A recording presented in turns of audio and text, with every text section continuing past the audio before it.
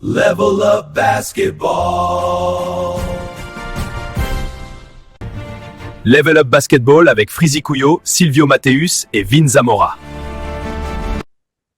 Bienvenue sur Level Up Basketball. On se retrouve aujourd'hui pour la deuxième vidéo des previews des playoffs. Je suis avec Frizy, le champion de Pro Liga au Portugal. Félicitations Frizy. Tout va bien? Merci, ça fait plaisir. Ouais, tout va bien. Et puis, j'ai hâte de continuer cette belle journée avec une bonne preview sur les playoffs. Bah ouais, on avait fait la première vidéo avec toutes les rencontres qu'on connaissait. Maintenant, on a toutes les rencontres, on les connaît toutes, tout est possible. Euh, on va commencer par évoquer la série Oklahoma City Thunder contre Phoenix Suns. Je Yes. te laisse ouvrir le bal. Vas-y. Alors, Phoenix Suns qui se qualifie assez facilement lors du match contre les Golden State Warriors. C'est mérité. C'est une équipe que toi comme moi, je pense, on ne voyait pas forcément sûr en playoff. Et ils ont vraiment fait une bonne saison. Et ça aurait été un peu dommage que, en vrai, par rapport au contenu de leur saison, Ouais. ils soient neuvième, quoi. Ça aurait été vraiment dommage. Ça aurait été un peu la place qui aurait un peu gâché le tout. Mais ils ont fait une saison remarquable. Il y a rien à dire. Au-delà des espérances. En tout cas, moi, je les voyais pas du tout là. Et voilà, il y a un truc intéressant dans cette série-là. Après, tu me donneras ton avis. Mais c'est que les OKC a perdu 2 fois contre les Suns cette saison. 3 victoires pour OKC, 2 victoires pour Phoenix. Donc c'est une série qui paraît déséquilibrée parce que c'est les playoffs, mais Phoenix, s'ils peuvent surprendre au début de série, ce serait pas mal. Ouais, je suis assez d'accord. Il faut que Phoenix crée un premier énorme exploit, je pense, en allant gagner un des deux premiers matchs à Oklahoma City. Mm. Pour revenir ouais, rapidement sur Phoenix Golden State, c'est un peu triste aussi quand même pour Golden State. On a vu Steve Kerr qui parlait avec Draymond Green et Steph Curry comme la fin d'un Ça, chose. Je pense que ça concerne plutôt Steve Kerr plutôt moi aussi. peut-être Draymond Green aussi, mais bon, Steph Curry, je pense qu'ils y toucheront pas. Enfin bref, Ouais. Phoenix a gagné ce match. OKC, bien sûr, en grand leader de la conférence et qui reste pour moi le grand favori pour le titre. Ça va être une rencontre déséquilibré normalement, Ouais. mais Phoenix a quand même des armes, notamment sur les postes extérieurs qui peuvent gêner OKC. Il va y avoir des match-ups qui vont être intéressantes. Moi, je vois 4-1, je vois Phoenix gagner un match à domicile, plutôt le troisième. Je vois pas plus de victoires que ça. Après, je sais pas ce que tu en penses. OKC, il va falloir qu'ils arrivent à intégrer tout le monde, voir quelle rotation ils vont vraiment avoir en Ouais. playoff. Ça va être Ouais, un c'est truc ça. à gérer, ça. Ouais, c'est ça. Il y a eu pas mal de petits pépins sur la fin de saison. Là, il y a des joueurs qui vont revenir. Ça va se marcher un peu dessus, les uns sur les autres. Moi, je vois quand même un 4-0, mais pas forcément des blowouts. Tu vois, un peu un Ouais. 4-0 de la même manière je crois que c'était il y a 3 ans, les Nuggets avaient battu les Lakers 4-0, mais que des défaites de moins de 10 points. Et je vois peut-être ce genre de scénario parce que Phoenix, c'est une équipe qui lâche rien jusqu'au bout. Mais je vois pas OKC perdre non plus Ouais. sur ce premier tour. Ça va être super compliqué. S'ils gagnent un match, c'est super, franchement. Ouais, ouais, je pense aussi. Ça serait quand même une saison réussie, on l'a dit, par rapport aux attentes qu'on pouvait avoir sur les Suns. Et puis OKC, de toute Mm. façon, ils doivent être directement un rouleau compresseur qui doit aller le plus loin possible. Euh, Est-ce que tu veux rajouter des choses sur cette série-là? Est-ce qu'il y a des match-ups qui Non, vont t'intéresser notamment? ouais, pour terminer, bien sûr, j'ai hâte de voir Dylan Brooks, pas forcément en match-up, mais juste le voir en playoff. Moi, ça me fait toujours kiffer. C'est le genre de joueur qui a cette petite étincelle qui nous fait kiffer des matchs, qui est capable de vraiment changer le cours d'un match. Donc ouais, c'est plus Dylan Brooks que j'ai envie de voir jouer Ouais. sur cette série. Moi, je vais beaucoup attendre Jalen Green aussi, hein. J'espère qu'il Ouais. va être performant sur la longueur. Et c'est vrai Justement que face à Dylan Brooks. ouais, ouais, ouais, non, mais Jalen Green? Dylan Brooks, je pense qu'il va... pardon. Justement, lui avec Dylan Brooks, c'est ça que je voulais dire. Ah, ok, oui, oui. Les deux, ils doivent avoir un goût amer de ce qui s'est passé en playoff l'année dernière avec les Rockets. Et Ah donc, oui, ok. ouais, je pense qu'ils vont avoir envie de se rattraper tous les deux parce que c'était pas très très bien passé à Houston la Ouais, saison ouais, passée. ouais. Ouais, ouais, clairement. Après, dans son registre, je pense que Dylan Brooks arrivera toujours à s'en sortir. Jalen Green, on va l'attendre comme potentiellement deuxième scoreur. Ça va être intéressant. L'année dernière, c'était assez compliqué, hein. Eh ouais, c'est ça. Il sort d'un gros match de play-in. Ouais, ouais, faut que ça dure. Donc voilà, donc on voit clairement qu'ici, grand, grand favori. Pour Ouais. la deuxième série, donc on va évoquer les Detroit Pistons face au Orlando Magic. Euh, alors là, le Magic capable de tout, de rien, on ne sait pas trop à quoi se fier face à eux, Détroit qui a fait quand même une saison régulière fabuleuse. Comment Ouais. tu te projettes sur cette série? J'ai trop la rage. Moi, je voulais voir la rivalité entre les Pistons et les Hornets sur les playoffs. Ça aurait été une série qui aurait Ouais. explosé dans tous les sens. Bon, le Magic ils ont joué de la manière où on les attendait en pré-saison. Ah, c'était On attendait, parfait. on attendait ce genre d'équipe. Mm. Exactement cette équipe-là, avec des joueurs performants. Paolo Banchero qui confirme qu'il est un numéro un. Et puis les autres autour qui performent aussi. Franz Wagner qui arrive à faire des bons trucs. Mais le Magic, comme tu l'as dit précédemment, ils sont capables du meilleur comme du pire. Et puis là, je vois, il y a 2-2 sur la saison entre les deux équipes. Et je me dis, ouais, ok. Enfin, j'étais un peu surpris, même s'il y a un match qui est quand même en avril, donc je le compte pas forcément. Ouais. Il était il y a pas longtemps, il y avait pas Kate Cunningham, il y a pas mal de blessés. Mais franchement, c'est une série que je vois pareil, déséquilibrée. Je vois un 4-1 ou un 4-0 parce que je pense que les Pistons, ils vont se remettre en route petit à petit dans la série. Je pense pas qu'ils perdront un des deux premiers matchs, mais je pense pas qu'ils seront non plus au super niveau. Et je pense que c'est là que le Magic peut peut-être choper un match ou au moins s'en approcher. Mais je pense qu'ils vont se mettre en route petit à petit, remettre Kate Cunningham en rythme. Et je pense que à partir du match 3 et 4, ils vont être intenables pour le Magic. Ok, d'accord. Moi, je suis peut-être un petit peu, mon avis est peut-être un peu biaisé par rapport au dernier match du Magic. Et je sais pas pourquoi j'ai mis que le Magic allait gagner deux matchs. Je vois un 4-2. Ok. Euh, C'est pas Détroit, impossible. ouais, Détroit m'a énormément impressionné sur la saison régulière. Sur la fin de saison, donc comme tu l'as dit, en avril, on peut pas trop se fier. C'est une équipe qui était déjà en haut de la conférence. Mais j'ai vu des choses chez le Magic quand même contre les Hornets, là où ils battent de 30 points. J'étais content quand même de voir que cette équipe était capable d'avoir du répondant sur un match où ils étaient sous pression. Et Hmm. je sais pas s'ils gagnent leurs deux matchs à domicile ou pas, mais je pense qu'ils vont quand même embêter les Pistons. Maintenant, s'il y a 4-1, 4-0, c'est tout à fait possible aussi, parce que je pense que les Pistons, s'ils sont sérieux du début à la fin, C'est ça. euh, ils peuvent te faire très mal, quoi. Pense qu'on va avoir des réponses au Game One, tout simplement pour voir où en sont les Pistons, C'est s'ils ça. sont à 100% dans leur hiérarchie, dans leur alchimie, je voulais dire. Et ouais, je pense que ça peut être une série. Je pense, ouais, moi je les voyais plus gagner un match, mais deux, c'est pas non plus impossible. Mais ça peut être une série assez longue comme une série super courte. Ouais, je pense aussi. Et comme tu l'as dit, on va voir dès le début si les Pistons sont dedans. Et le Magic, on va tout de suite voir s'ils sont sur leur lancée du match contre les Hornets ou si ça peut C'est retomber ça. directement. Et donc là, je pense que ça pourrait aller beaucoup plus vite dans le sens des Pistons. Si on Ouais, arrive c'est ça. Mais je vois aucun scénario dans lequel les Pistons ne gagnent pas cette série. Non, moi non plus, ça serait là, ça Ouais. serait trop. Ça serait un exploit. Battre les Pistons 4 fois, j'y crois pas trop. C'est une Ouais. équipe à 60 victoires quand même.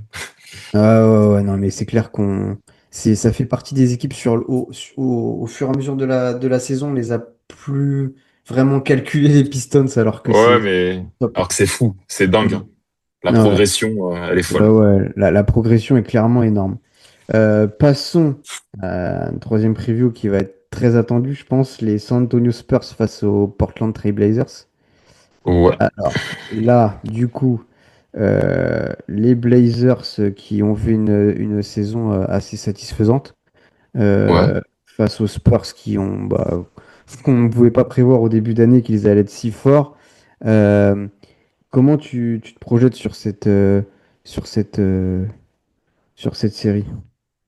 Bah, je vois une série qui va aller très très vite, moi. Je pense, je vois un 4-0. Je vois pas comment les Blazers inexpérimentés peuvent battre des Spurs, certes inexpérimentés, mais au top de leur collectif. Et C'est un peu de la même manière que Phoenix OKC. Si Portland gagne un match, c'est vraiment top, c'est super, mais je m'attends pas vraiment à ce qu'ils gagnent un match, forcément. Euh, ils ont fait une très grosse saison sans leur meilleur joueur, Damian Lillard, qui est quand même Ouais. la pièce, même si il est sur peut-être pas la fin de carrière tout de suite, mais même s'il est un peu vieillissant, je pense que ça aurait été la pièce maîtresse de cette équipe. Ils ont eu pas mal de blessés. Drew Holiday qui a loupé 35 matchs avant le All-Star, il me semble. Ouais. Non, pas 35. C'était 25 avant le 25. All-Star. Ouais, je sais plus, on l'a tellement plus vu sur une Ouais, partie de c'est la. ça. Il y a Jeremy Grant qui en a loupé beaucoup. Chez Don Sharp qui était un peu le projet de ce collectif, un des joueurs du projet, au centre du projet qui a loupé énormément de matchs cette année. Advia a aussi été blessé sur le mois de mars. C'est une équipe quand même qui s'en sort bien. S'ils sont là, franchement, déjà chapeau, mais je les vois pas aller plus loin que ça. Ouais, ok.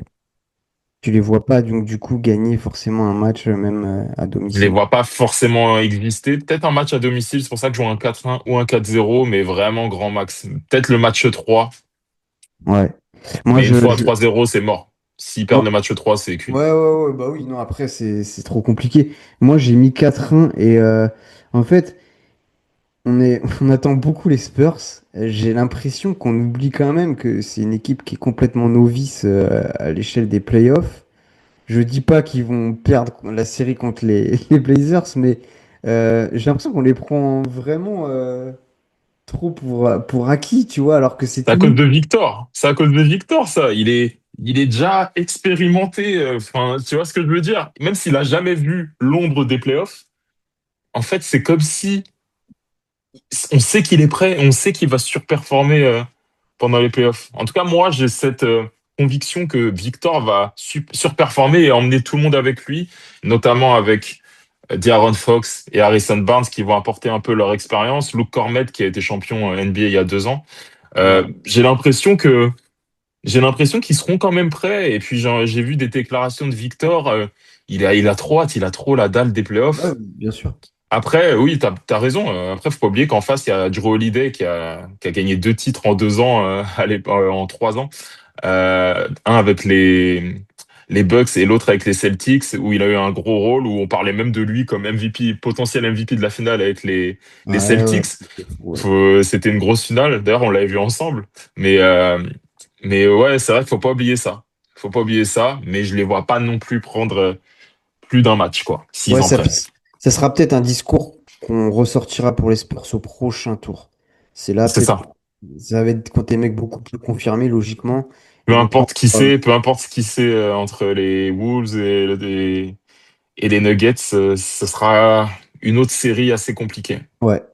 Donc, bon, à moins que, en fait, finalement, on n'en parle pas au prochain tour parce que les Ce Blazers serait passent. Ça serait un séisme, euh, surtout en c'est pour France, je mon pense. pour mon plus grand bonheur, et j'y crois pas.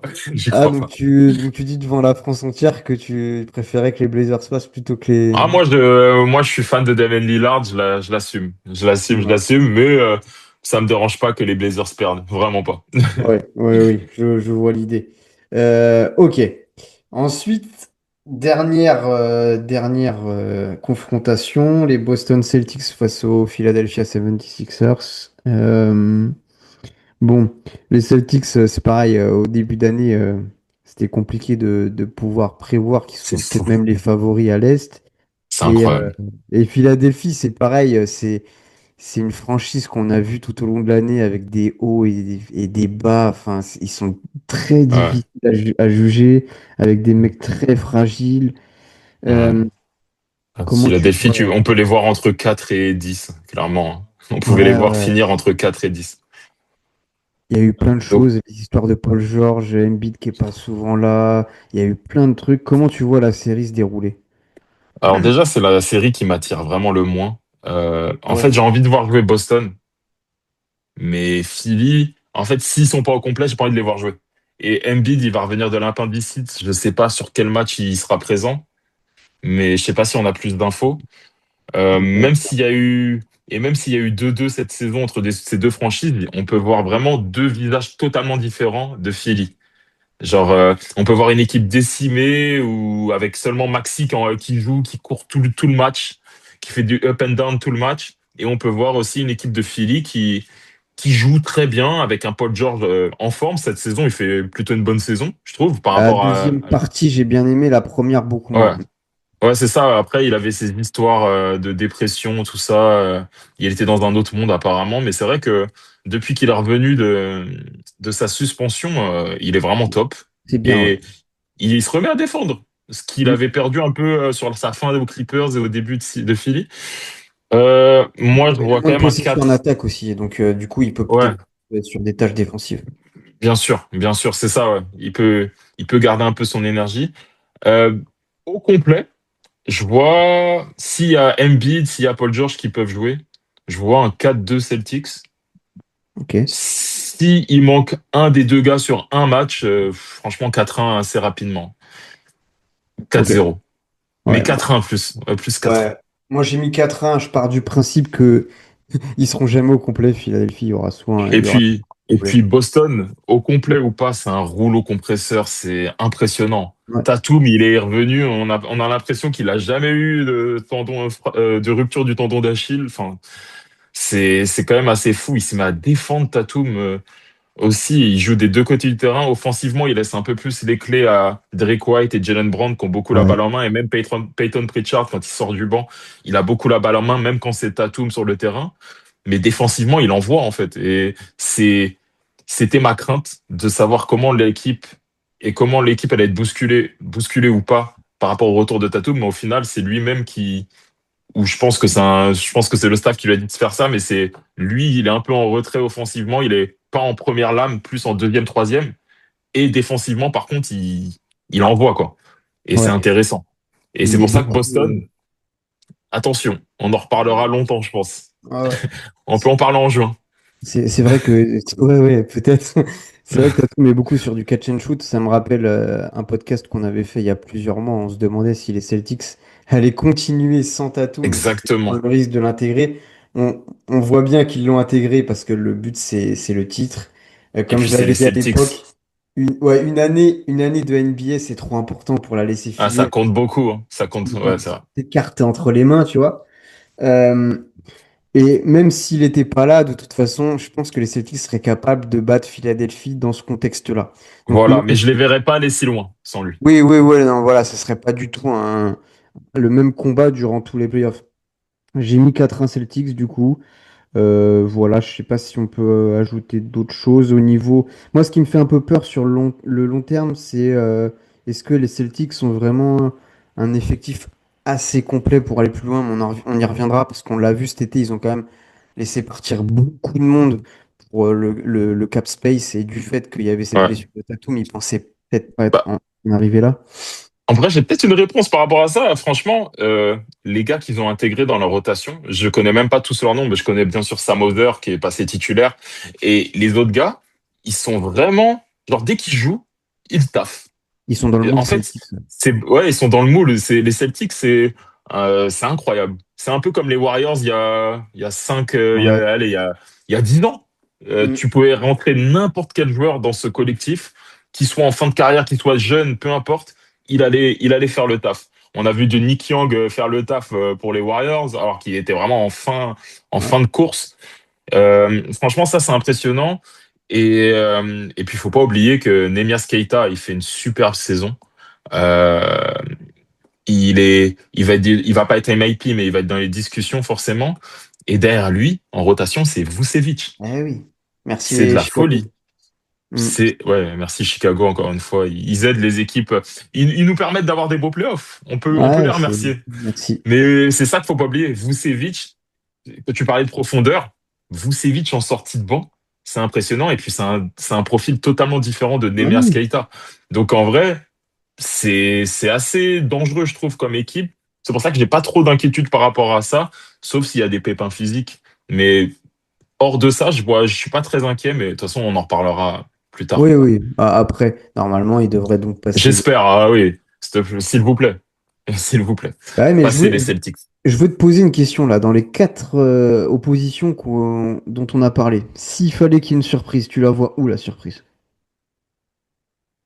Est-ce que c'est pas dans cette série-là, finalement? Le Bah ouais, plus. au final, c'est la série la plus serrée, entre guillemets. J'hésite peut-être avec Pistons Magic, tu vois. Non, non, non. Magic, quand même, ils sont capables de vraiment être super, super mauvais, hein. Donc Philadelphie a plus de chances de battre Boston pour toi. A plus de chances d'exister dans la série. Voilà. Ah oui, après moi là je parlais vraiment si un outsider battait. S'il y a un upset, je le vois pas à Pistons Magic, je le vois plus à Celtics Sixers, s'il doit y avoir vraiment un Ouais, upset. on est d'accord, donc c'est plutôt là que tu le Ouais, vois. Ok. Ok. ouais. C'est... Pas à l'ouest, en tout cas. Mais c'est fou de se dire que là, en fait, sur ces quatre séries, on voit vraiment. On sait qu'il y a tout le temps des surprises, tous les playoffs. Là, Ouais. c'est presque inimaginable. Et sur Mm, mm, mm. les quatre premières rencontres qu'on avait fait, donc là, il y a plus de possibilités de voir. On avait plus évoqué les Raptors face aux Cavs, même si le premier match ne l'a pas montré. Et aussi les Hawks par rapport aux Knicks, Voilà. On va en les savoir plus Rockets très par vite. rapport aux Lakers, et les Voilà. Timberwolves par rapport aux Nets. Après, c'est les séries 4-5, 6-3, donc forcément, c'est un peu plus serré au classement, c'est des bilans Ouais, quasiment c'est ça. identiques. Là, c'est que vraiment à l'Est où on peut se dire qu'il y a quand même une certaine proximité entre les équipes, et de la même manière que si au play-in, les Hornets avaient passé le Magic, bah, Pistons Hornets, on aurait vu une série en 7 matchs, quoi. Ou 6. Ouais. Ouais, ouais, beaucoup plus que sur les séries où Voilà, lui, ça aurait été plus serré. c'est ça. Et pourtant, on parle d'une série 1 contre 8. C'est fou. Mais oui, c'est ça, c'est ça. Et même 1 contre 9, parce qu'ils ont terminé neuvième de la saison Ouais, régulière. on peut le dire comme ça aussi, ouais. C'est Ok. fou. Bon. Bah écoute, je pense qu'on a bien parlé là pour ces quatre séries-là. Et puis, Yes. on faut attendre la suite pour pouvoir en Ouais, discuter. de toute façon, on fera les previews du deuxième tour. On espère avoir un premier tour de feu, mais là, je pense que toutes les séries, franchement, c'est un peu Celtics Sixers qui m'intéresse le moins si tout le monde n'est pas là. Mais si tout le monde est là, je suis hypé par toutes les séries. Je demande à voir Lakers Rockets, mais on va voir. On va en savoir plus, c'est sûr. Ça reste LeBron. Ça reste LeBron Ah, et LeBron James Junior aussi. LeBron James Senior suffit. Mais ouais, franchement, j'ai hâte d'être au deuxième tour, mais on va bien Ouais, profiter du premier tour et toutes les exactement. affiches vont être intéressantes à regarder. Tout à fait. Merci beaucoup, Frizzy. Bon Merci visionnage à Vin. tous et on se retrouve très vite. Yes. Salut. Salut, à plus.